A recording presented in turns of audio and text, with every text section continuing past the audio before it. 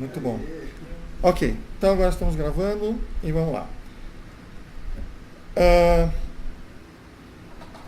Então, pessoas, sejam bem-vindas e bem-vindos à primeira sessão da oficina de linguagem de programação aqui no Garoa Hacker Club.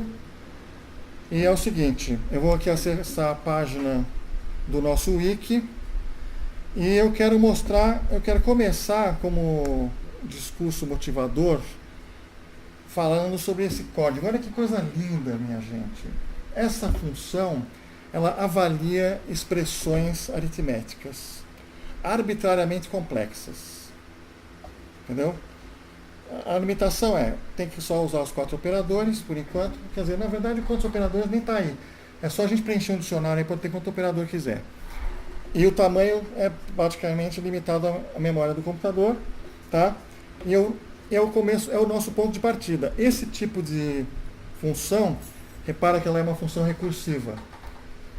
Ela chama evaluate e lá para baixo, mais ou menos na linha 8, 7, 8, ela invoca a si mesmo para continuar o trabalho de analisar a estrutura da expressão, né? Esse tipo de função recursiva para analisar linguagens é considerada por... Agora eu esqueci quem que falou, que é que nem as equações de Maxwell para a computação. As equações de Maxwell é um negócio, né, é uma coisa que foi uma descoberta incrível da física e da engenharia que abriu verdadeiros universos de conhecimento. Sabe aquele jogo Minesweeper, quando você clica numa casinha e abre metade do tabuleiro? Foi isso as equações de Maxwell. Resolveu problemas da óptica, da eletricidade, da eletrônica, e isso daqui é uma função que, esse tipo de função, esse tipo de construção aqui apareceu pela primeira vez num paper dos anos 50, do John McCarthy, que foi um computólogo famoso, que inclusive, não sei se ele continua vivo, talvez esteja bem velhinho, não sei. Mas, e que inventou a linguagem Lisp, que junto com Fortran, são as duas linguagens criadas nos anos 50 que continuam francamente em uso na academia só, né? Que são coisas muito especializadas, não se usa no mercado assim, mas... Eu não vou resistir. Fala. Eu li hoje um artigo do Manhart, que é História do Lisp. Que legal. Ótimo, não é nem 9 páginas. E ele fala da relação com o Fortran, o que ele pegou do Fortran, as primeiras decisões, antes da linguagem ser comum, é muito interessante. Sim. É outra coisa, mas aí ele achou isso, aí ele descobriu outro. Bom, não vou entrar em detalhe, mas eu vou te mandar esse artigo. Excelente. Pessoal, eu gostaria de convidar todo mundo a participar, assim que nem o Geraldo Cohen fez agora. Muito obrigado, Geraldo. Então, não sei se gravou, eu vou falar mais ou menos o que o Geraldo falou. Ele falou que ele acabou de ler hoje mesmo o artigo do John McCarthy sobre a história do Lisp, onde ele comenta as primeiras decisões que ele tomou e o que ele olhou do Fortran e tudo mais, né? Então, qual que é a ideia dessas oficinas, gente? Essas oficinas são para a gente explorar isso daqui, tá? Só que não limitado a um mero avaliador de expressões aritméticas, mas falando sobre implementação de linguagens de programação completas, linguagens de programação Turing completas, né, que é um conceito de computação. Quem sabe o que é uma linguagem de programação Turing completa? O que significa isso? Vou tentar arriscar, vai, não tenho certeza. Fala alto para gravar. Eu sei que tem um conceito importante que o Turing descobriu. Ele tinha uma ideia de uma máquina de computar universal, né? Depois virou a máquina de Turing. E eu lembro que tinha essa ideia de universalidade, de uma linguagem ou de descrever o funcionamento de uma máquina, podia emular o funcionamento de uma outra máquina, tinha uma equivalência. Então eu tenho a impressão de que essa ideia de uma linguagem ser Turing completa, quer dizer, ela é capaz de resolver todos os tipos de problemas que são considerados computáveis. Exatamente. E ela tem essa capacidade de emular outras máquinas e, enfim, tem essa equivalência. Perfeito. É isso aí. É engraçado que o Turing e o Church foi orientador do Turing, mas só porque o Church era mais velho que o Turing. Ele tinha mais titulação acadêmica. Mas os dois chegaram na mesma conclusão ao mesmo tempo, usando caminhos totalmente diferentes, né? Que é essa coisa da teoria da computabilidade e tal, não sei o que lá. E o jeito que o Turing chegou é muito mais intuitivo, que ele concebeu mentalmente a ideia da máquina de Turing, que é uma máquina que tem uma fita onde ela escreve, e essa fita é arbitrariamente comprida, e a máquina ela lê e grava nessa fita, e ela tem um estado interno que muda de acordo com o símbolo que ela leu. E aí ela pode escrever e andar para um lado, andar para o outro. Isso daí é uma máquina que computa qualquer algoritmo computável, hoje em dia. Né? A tese Church-Turing é uma tese que comprova isso, e o Church usava uma notação de funções recursivas para chegar na mesma conclusão. É engraçado porque a principal diferença de paradigmas de linguagem de programação que tem é o paradigma funcional e o paradigma procedural. A orientação a objeto é um jeito mais disciplinado de fazer programação procedural, né? E isso está na origem, inclusive, dessas descobertas, porque o jeito do Turing formular o problema da computabilidade é um jeito procedural, enquanto que o jeito Church é um jeito funcional, né? Que é o cálculo lambda. O cálculo lambda, exatamente. Mas basicamente uma linguagem para ser Turing completa é fácil de a gente pensar. Ela tem que ter duas coisas. Ela tem que ter um mecanismo de salto condicional para ela poder fazer loop e condições, faz, não faz, volta para trás, loop, tá? E ela tem que ter um lugar para escrever e ler dados, que seja arbitrariamente grande. Pronto. Tá? Basta isso. Então, HTML não é uma linguagem Turing completa, apesar de ter milhões de coisas penduradas no HTML, ela não tem essa característica do salto, né? Digamos assim, o processamento do HTML é uma coisa de cima para baixo e acabou-se. Não tem um jeito de você voltar para trás e falar, vamos fazer mais disso aqui até que tal coisa aconteça. Tem um cara aí que ele fez um compilador que só usa a operação move do x86. Chama Mofuscator, tem no GitHub. Ele fala, lógico que você não vai usar isso aqui para compilar, né? Mas se você quiser ofuscar alguma coisa, é uma brincadeira, né? Porque ele mostrou que a operação move só ela já torna a máquina Turing completa. Porque deve ter alguma lógica condicional lá dentro dela, né? No microcódigo, né? Bom, então pessoal, é o seguinte, a ideia desse livro que nós vamos seguir, é o que eu vou seguir pelo menos, se vocês quiserem podem ler, mas é o seguinte, esse livro é muito legal, ele fez escola esse livro, tá? Embora seja um livro antigo, ele fez escola e na verdade eu aprendi sobre esse livro lendo o blog do Peter Norvig, que é um professor de computação de Stanford, super famoso, que teve no Google desde o início, tem um cargo lá no Google também. E o Peter Norvig tem um blog post chamado Aprenda a Programar em 10 anos.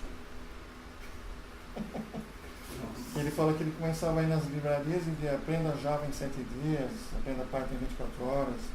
Ele falou assim, para mim demorou bem mais tempo do que isso, né? Então ele dá um roteiro para você aprender a programar em 10 anos. E esse livro que eu estou seguindo aqui era um dos livros que ele recomendava, tá? E eu daí comprei um exemplar usado e eu achei super legal. Porque qual que é a ideia do livro? Olha só a ideia do livro, gente. A ideia do livro, como vocês podem ver nessa figurinha que eu escaneei lá, é ensinar como funciona o negócio de programação através da implementação de interpretadores dessas linguagens, tá? Que é uma abordagem muito legal. Por quê? Em muitas faculdades de computação, a disciplina onde você aprende como funciona uma linguagem de programação por dentro é uma disciplina de compiladores. Que é até legal ter uma disciplina de compiladores na pós-graduação, eu acho. Eu acho que na graduação seria muito mais proveitoso ter uma disciplina de interpretadores. Por quê? Conforme o Kamin fala no prefácio desse livro, é o seguinte, em um semestre, puxado, né? Tem que pensar em universidade americana, estudante full time, né? Em um semestre dá para fazer 8 interpretadores. E não dá para fazer 8 compiladores, de nada que preste, certo?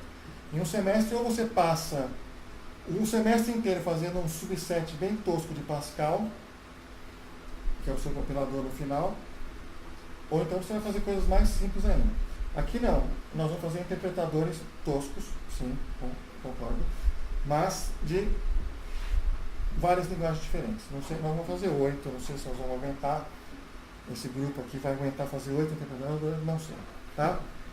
Seria uma ótima surpresa. Mas o meu plano é pelo menos chegar no de Lisp, que hoje nós vamos, se der certo, eu vou mostrar para vocês o interpretador de subpascal, que eu chamei, que é o interpretador do capítulo 1 dele, tá vendo ali, ó?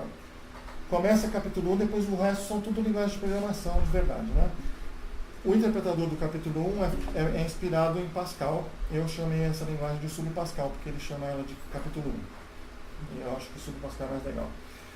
E depois nós vamos fazer o interpretador de sublisp, que é aí que vai ter a coisa mais legal dessa história aqui, pelo menos na primeira fase, que é a gente fazer o interpretador de Lisp e implementar no interpretador de Lisp que nós mesmos fizermos um interpretador de Lisp.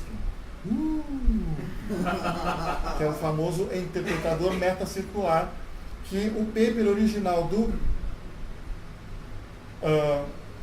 John McCarthy, onde ele apresentou ao mundo Lisp, ele fez isso.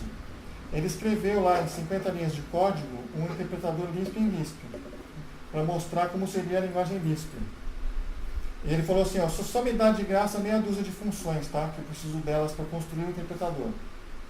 Se você me der essa meia dúzia de funções, que vai ser escrito, alguém vai escrever essa porra em assembly, eu consigo fazer o resto e o resto está aqui. Esse resto interpreta esse código aqui.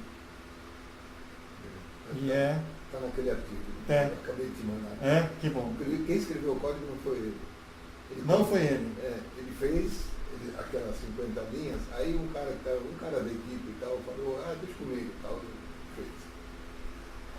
Ó, eu estou citando aqui esse outro artigo aqui, ó, que está lá no rodapé da página. Gente, eu queria falar uma coisa para vocês. O wiki do Garoa é um tesouro, tá? Incrível. Tem, sei lá quantas mil páginas e tem muita coisa interessante, tá bom? Bom, é o seguinte, aqui tem, por exemplo, um monte de informação que eu botei aqui, que vocês, se depois quiserem ler, vão entender um pouco melhor a ideia dessa coisa toda aqui. Tem até um glossário colaborativo. Vocês, por favor, me lembrem de botar coisa aqui, ou contribuam, qualquer um de vocês pode editar. Mas o que eu estou nas referências, ó, The Roots of Lisp, é um artigo do Paul Graham, que é uma das poucas pessoas da história da humanidade que ficou milionário escrevendo código em Lisp. E ele tem esse artigo que ele reconta com suas próprias palavras o artigo original do John McCarthy. Porque ele diz que o artigo original do John McCarthy, como ele era matemático, ele estava escrevendo para matemáticos, ele é meio difícil de entender do que o John McCarthy está falando, mas tem uma hora que tem um código. A única parte do artigo que eu consigo entender é o código Lisp. Tá? Bom, então essa é a ideia, tá bom, pessoal? Nós vamos seguir esse livro e outras referências que nós temos aqui, vocês podem ver, esse Priba aqui. Priba é uma organização que eu criei no GitHub, onde tem o repositório de código do Camel, do livro original, que alguém portou com algum programa automático de Pascal para C. Eu não queria esse código em C. O Pascal eu estou relembrando a duras penas. E daí tem esse CamImpy aqui, que é o código em Python, que é o que eu vou mostrar para vocês. Tá bom? E o Garoa 2018 é umas coisas que o ano passado a gente fez alguns encontros desse tipo aqui. Eu gravei lá. Mas agora eu vou seguir a pedagogia do livro, que é: eu apresento o interpretador funcionando. Em vez de a gente construir aqui meio ao vivo, eu vou apresentar o interpretador funcionando, e daí nós vamos fazer exercícios. Vocês vão fazer, quem quiser aí, quem tiver computador, quem não tiver computador pode parear com alguém, exercícios de modificar os interpretadores para fazer alguma outra coisa diferente. Tá certo? Tem alguma pergunta, pessoal?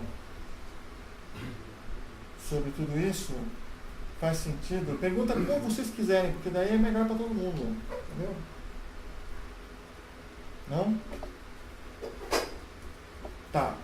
Então, com isso, terminamos o nosso primeiro módulo de 15 minutos, que eu falei muito, mas tudo bem, né? É assim que funciona. Queria fazer uma observação, na verdade. Pois não. A gente fez, eu acompanhei em 2018, né, as aulas, e uma confusão que eu tive ao acompanhar foi que a gente começou implementando um interpretador de Pascal, mas demorou para eu entender que a gente estava fazendo Pascal e que a gente não estava já fazendo Lisp, porque tem cara de Lisp. Ah, sim. Verdade. Muito obrigado por essa dica. Eu vou falar sobre isso. Sim. Save recording.